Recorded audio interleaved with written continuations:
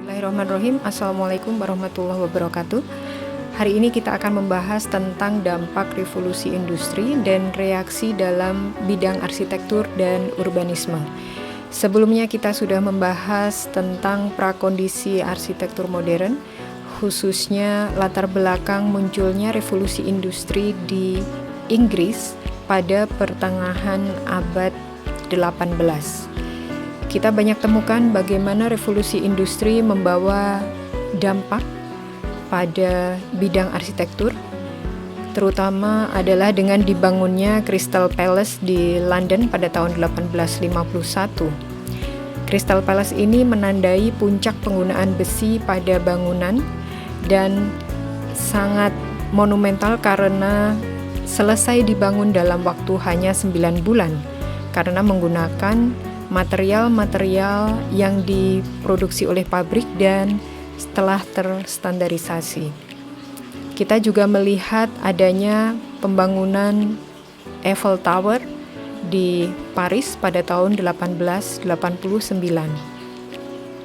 Dalam bidang industri sendiri, industrialisasi ini berpengaruh pada banyaknya mesin-mesin yang digunakan untuk produksi, juga banyaknya pabrik yang dibangun di dekat badan air dan sumber batu bara. Dan di bidang industri ini juga muncul adanya monopoli kapital oleh mereka yang memiliki modal. Pada lingkungan sosial dan fisik, kota menjadi pusat kegiatan ekonomi karena banyaknya pabrik, dan ini menjadi penarik bagi mereka yang tinggal di daerah rural maupun di daerah pinggiran kota untuk bermigrasi ke pusat kota dan menjejali pusat kota dengan lingkungan-lingkungan yang kumuh. Dalam bidang sosial, kita temukan adanya transformasi dari profesi petani menjadi buruh industri. Dan karena adanya buruh industri serta adanya pemilik kapital mengakibatkan terjadinya kelas-kelas sosial dan segregasi sosial di dalam masyarakat. Dalam hal ini peran arsitek yang awalnya melayani penguasa pada abad pertengahan kini bergeser menjadi melayani masyarakat borjuis. Pertumbuhan kota yang cepat mengikuti sistem industrial, namun sayangnya tidak diikuti dengan perkembangan infrastruktur yang memadai, sehingga mengakibatkan kondisi tempat kerja dan tempat tinggal yang tidak memadai juga. Dan kita temukan adanya kepadatan tinggi pada permukiman, kemudian juga sirkulasi kota yang semrawut. Kota sangat kurang memiliki ruang terbuka hijau. Selain itu, ditemukan juga sanitasi lingkungan yang sangat buruk, ditambah lagi dengan adanya polusi udara dan polusi air akibat banyaknya pabrik.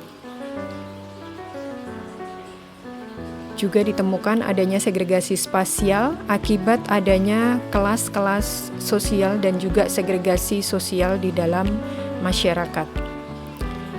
Sebagai akibat dari industrialisasi ini adalah munculnya banyak masalah sosial dan kesehatan masyarakat dan kesehatan lingkungan. Sejumlah arsitek maupun pemikir dalam bidang arsitektur dan urbanisme menggalang gerakan anti kota, bahkan juga anti revolusi industri karena revolusi industri dianggap membawa dampak buruk terhadap kualitas kehidupan fisik maupun sosial.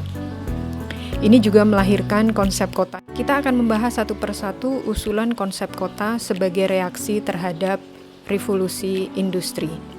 Yang pertama adalah konsep dari Viollet-le-Duc yang mengusulkan adanya ide demokrasi di mana gedung parlemen menjadi pusat orientasi kota. Ia juga mengusulkan ide sosialisme, yaitu reformasi penyediaan tanah untuk seluruh rakyat. Dan juga ide efisiensi lahan melalui pembangunan perumahan vertikal yang memungkinkan rakyat untuk tinggal di daerah pusat kota. Ide yang kedua dari Ebenezer Howard yang terkenal dengan konsep Garden City. Dalam konsep ini, Ebenezer Howard membagi kota menjadi zona-zona yang memisahkan antara zona rekreasi, zona tinggal untuk kelas masyarakat menengah ke atas, juga zona untuk masyarakat miskin. Pada lapisan pertama, lapisan inti dari pusat kota berupa taman. Di lapisan berikutnya adalah permukiman orang kaya. Selanjutnya adalah Grand Avenue yang mencakup fungsi-fungsi untuk tempat belanja, sekolah, dan bermain. Grand Avenue ini juga menjadi tempat interaksi antara orang kaya dan orang miskin. Di luar Grand Avenue adalah permukiman untuk orang miskin dan ring paling luar adalah pertanian dan perkebunan. Ide berikutnya adalah City Industrial dari Tony Garnier. Tony Garnier mengusung konsep kota yang berbasis industri. Industri tetap berada di pusat kota dan kota diatur menggunakan sistem grid. Untuk mendukung proses penyembuhan penyakit khusus, maka rumah sakit diusulkan untuk ditempatkan di daerah perbukitan dan diisolir dari kehidupan kota. Berikutnya adalah pemikiran dari George Eugene Haussmann yang hidup pada masa Napoleon III. Sebagaimana kita ketahui, Napoleon III adalah seorang penguasa yang liberal, radikal, penganut kapitalisme sekaligus megalomania. Haussmann secara efektif bisa menerjemahkan kebijakan politik Napoleon ke dalam proyek-proyek untuk merekonstruksi kota Paris sebagai sebuah kota metropolis.